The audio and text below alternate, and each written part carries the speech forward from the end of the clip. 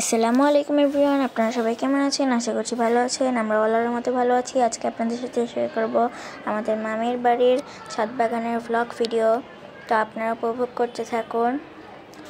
তো আমাদের নানুর বাড়ি থেকে মামির বাড়ির দূরত্ব তেমন একটা বেশি না। আজকে আমরা মামির বাড়িতে বেড়াতে গিয়েছিলাম, তো ভাবলাম যে ছাদের একটু ভিডিও করি, যেহেতু ছাদে অনেক সুন্দর বাগান রয়েছে। তো এই তো ছাদে চলে আসলাম। এই পাশে কিছু ফুলের গাছ রয়েছে, কিছু অ্যালোভেরা গাছ রয়েছে, এছাড়াও কিছু পাইক জাতীয় গাছ রয়েছে। তারপর এই পাশে রয়েছে অনেক সুন্দর সুন্দর শাক। তারপর এই পাশে দুটি ফুলের টব রয়েছে বড় বড়, যেগুলোতে গাছ না লাগানোর কারণে অনেক ঘাস হয়েছে। এই ঘাসগুলো পরিষ্কার করে গাছ লাগালে অনেক সুন্দর গাছ হবে এখানে।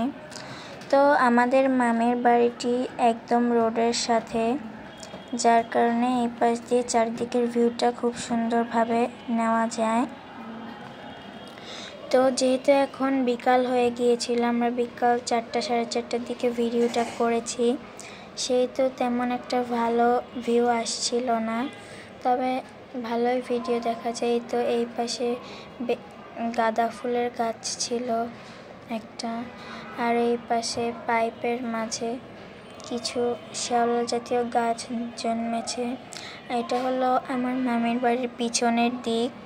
এদিকে শুধু বন জঙ্গল আর গাছপালা দেখতে পাচ্ছেন, চারিদিকটা গাছপালায় ভরা। এটি হলো একটি বাগান। এই বাগানে অনেক গাছ লাগানো আছে, যেমন কলা গাছ, লেবু গাছ, আম গাছ, তারপর মালটা গাছ। তারপর এই পাশে একটি নারিকেল গাছ রয়েছে, তাল গাছ রয়েছে। এই পাশে একটি ছোট্ট পুকুর রয়েছে, পুকুর নয় আর কি, ময়লা খাল। যেহেতু এখন বৃষ্টি হয়েছে, সেই জন্য এই খালটিতে পানি একটু বেশি বেড়ে গিয়েছে। বৃষ্টি না থাকলে এখানে তেমন একটা পানি থাকে না। এই যে দেখতে পাচ্ছেন হাইওয়ে রোড, এই রোডে এখন তেমন একটা মানুষ নেই, যান চলাচলও নেই। এই রোড দিয়ে সব গাড়ি চলাচল করে, বাস, ট্রাক, মালামালের গাড়ি সব কিছুই চলাচল করে। ওই যে সামনে একটি মসজিদ দেখা যাচ্ছে এবং তার সামনে একটি মাদ্রাসা রয়েছে। এটি আমাদের মামির বাড়ির সবচেয়ে নামকরা মাদ্রাসা এবং মসজিদ।